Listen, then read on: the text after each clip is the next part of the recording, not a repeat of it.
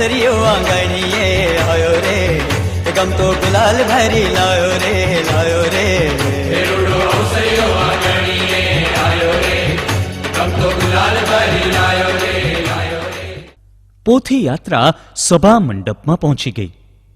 યજમાન દ્વારા પોથીની પધરામણી, પૂજા વિધિ અને આરતી કરાયા. આવા મહામૂલા મહોત્સવનું દીપ પ્રાગટ્ય પૂજ્ય મોટા મહારાજશ્રીએ નિજ હસ્તે કર્યું. જાણે આખા નગરમાં સતધર્મનો પ્રકાશ અને સ્વામિનારાયણ શબ્દ ચોમેર ફેલાઈ રહ્યો.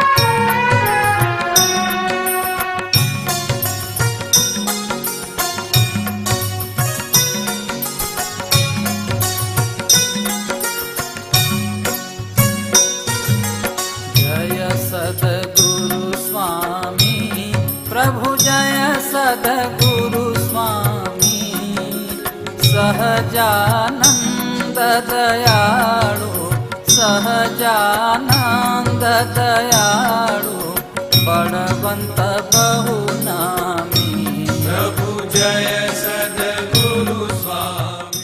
સાહિત્ય કેન્દ્ર પર સત્સંગ સાહિત્યનું વિમોચન કરાયું.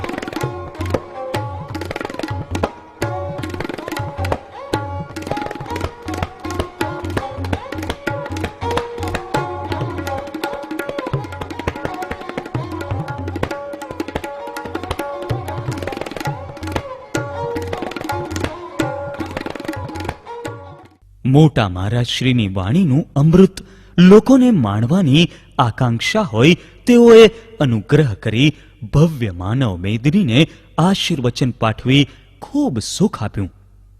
આ ઉત્સવ ઉજવવાનો નિર્ધાર લગભગ 1 વર્ષ પૂર્વે અમે કરેલો અને એ વિચાર રજૂ કર્યા આચાર્ય મહારાજને, સંતોને, હરિભક્તોને. 1 વર્ષના ટૂંકા ગાળામાં આવો સરસ મહોત્સવનું આયોજન એ આપણે કરવામાં સફળ નીવડ્યા છીએ.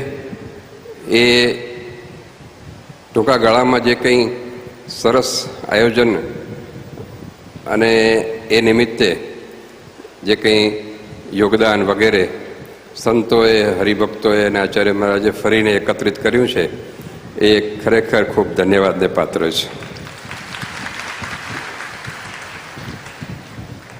અમને એ વાતનું ગૌરવ છે કે તમારી દ્રષ્ટિએ અયોધ્યા પ્રસાદજી મહારાજ છે અને અમારી દ્રષ્ટિએ અયોધ્યા પ્રસાદજી દાદા છે. જ્યારે પૂજ્ય બાપુજી અમારા ઘરમાં કુટુંબમાં બેસીને કંઈક વાત થાય, મહારાજ અંગેની વાત થાય, તો બાપુજી શ્રીજી મહારાજ કે મહારાજ એવો શબ્દ નહોતા વાપરતા. બાપુજી દાદા શબ્દ જ વાપરતા હતા શ્રીજી મહારાજ માટે. સત્સંગીઓ આગળ મહારાજ શબ્દ વાપરતા હતા, સંતો આગળ, પણ પોતાના કુટુંબ સાથે વાત થાય ત્યારે હંમેશા દાદાની સેવા કરજો, દાદાની પૂજા કરી કે નથી કરી, દાદાને થાળ ધરાયો કે નથી ધરાયો, આવા શબ્દો વાપરતા. તો એ વાત અમને ગૌરવ છે કે એ પરંપરામાં મહારાજે અમને મૂક્યા છે. અયોધ્યા પ્રસાદ દાદાની વાત કરીએ તો અસંખ્ય વાતો છે બધી. એમણે જે આ સત્સંગ માટે સમર્પણ કર્યું, જે ભોગ આપ્યો છે, અને વળી મહારાજની પસંદગી એમના ઉપર પડી. એમના ભાઈઓ પણ હતા, પણ શ્રીજી મહારાજે એમને પસંદ કર્યા. કારણ કે મહારાજને એવા આચાર્ય જોઈએ કે જે ધર્મ પાળે અને પળાવે. તો એમની પસંદગી શ્રીજી મહારાજ એમના ઉપર ઉતરી અને એમના એક એક જીવનના પ્રસંગો છે આપણને બહુ પ્રેરણાદાયી છે. વિછીનો પ્રસંગ આપણે બધા જાણીએ છીએ. જગતની વિડંબણાઓ, જગતની મુશ્કેલીઓ જીવનમાં આપણે હંમેશા ક્ષણે ક્ષણ આપણને વીછીનો ડંખ આપતી હોય છે. આપણે વિચાર કરવાનો છે કે આપણે મહારાજના સાનિધ્યનું, મહારાજના ભજનનું સુખ, એનો આહલાદ માણીએ છીએ કે પછી વીછીના ડંખને આપણે સમર્પિત થઈ જઈએ છીએ. તો દાદા પાસે એ શીખવાનું છે કે આ જગતમાં ડંખો તો હંમેશા ચાલે આવ્યા જ કરે છે જીવનમાં, પણ જે ભગવાનનો સાચો ભક્ત છે એ ડંખની પરવા કર્યા વગર શ્રીજી મહારાજ સાથે પોતાના જીવને જોડી રાખે છે. તો મહારાજ દાદાના પ્રસંગ ખૂબ સરસ રીતે ઉજવાય. અને અનેક પ્રસંગો છે. એક અમારા પાસે એક અંગ્રેજ ટુરિસ્ટ આવેલો એ જમાનામાં અને અયોધ્યા પાસે દાદાને મળ્યો ત્યારે એણે પોતાના જીવન ચરિત્રમાં લખ્યું છે કે દાદાને એણે પૂછ્યું કે તમારા સત્સંગીઓ કેટલા? તો દાદાએ વાત કરી કે અમારું જે નામ છે, નામ ધર્માદાનું જે લિસ્ટ છે, એમાં નામનું જે લિસ્ટ છે એ નામ પ્રમાણે અમારા લગભગ 1 લાખ સત્સંગીઓ છે એ જમાનામાં. તો આપણે જે કંઈ અત્યારે સુખ ભોગવી રહ્યા છીએ સત્સંગનું, એ દાદાના પરિશ્રમનું ફળ છે. એમણે જે કંઈ ગામે ગામ ફરીને વિચરણ કરીને સુખ દુઃખ તડકો તાડ વેઠીને આ સત્સંગને પોષ્યો છે, એનો જ આપણે આનંદ લઈ રહ્યા છીએ. મહારાજના ચરણોમાં પ્રાર્થના કે આપણો આ ઉત્સવ સર્વોપરી સાંગોપાંગ પરિપૂર્ણ થાય અને આ ઉત્સવમાં જે કંઈ યજમાનોએ પોતાનું યોગદાન આપ્યું હોય, સંતોએ પોતાનું આયોજનમાં ખૂબ સરસ રીતે કટિબદ્ધ થઈને કાર્ય કર્યું છે, એ સર્વને શ્રીજી મહારાજ એના પર ખૂબ રાજી થાય એવી મહારાજના ચરણોમાં પ્રાર્થના કરીને વિરમું છું. પરમ પૂજ્યપાદ મોટા મહારાજશ્રીના મંગલ આશીર્વચન આપણને પ્રાપ્ત થયા. આ સાથે જ સભા મંડપમાં વિશાળ સંહિતા પાઠનું આયોજન હતું. મહોત્સવની શરૂઆતની સાથે જ શ્રીમદ સત્સંગી ભૂષણ પારાયણ કથાની શરૂઆત પણ થઈ. પ્રથમ દિવસના વક્તા સદગુરુ શાસ્ત્રી સ્વામી નિર્ગુણદાસજી હતા. હરિભક્તો તો ભાવપૂર્ણ કથા મહાત્મ્યનો લાભ લેવાથી પુલકિત થઈ ગયા. કથાના વિષયમાં ઘનશ્યામ મહારાજના જન્મોત્સવનો મુદ્દો રસપ્રદ રીતે તેઓએ રજૂ કર્યો. કેવો અદ્ભુત સંયોગ! પવિત્ર જન્મોત્સવના પ્રસંગનું નિરૂપણ અને આપણા પરમ પૂજ્ય લાલજી મહારાજના હાથે કેક કાપવાની વિધિ સાથે સાથે પ્રાગટ્યની આરતી પણ યોજાઈ. લોકો ભક્તિ રસમાં તરબોળ થઈ ગયા.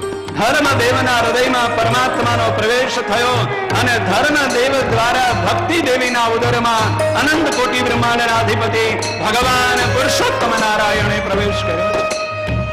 એને એ વખતે ભક્તિ માતા જેમ દેવ માતા અદિતિ શોભતા હોય એવા શોભતા હતા સ્વર્ગમાંથી આવેલા ત્રિલોકીના દેવતાઓ બ્રહ્મા વિષ્ણુ શિવ મહેશાદિક દેવતાઓ ભક્તિ માતાના ઉદરમાં રહેલા અનંત કોટી બ્રહ્માંડના અધિપતિ ભગવાન પુરુષોત્તમ નારાયણની પ્રાર્થના અને સ્તુતિ કરવા માંડ્યા છે કે હે પ્રભુ, હવે જલ્દીથી પ્રગટ થાઓ, જલ્દીથી પ્રગટ થાઓ અને દુર્વાસા મુનિના શ્રાપથી અસંખ્ય ભક્તોને છોડાવો, તમારા દિવ્ય સ્વરૂપના દર્શન થાય.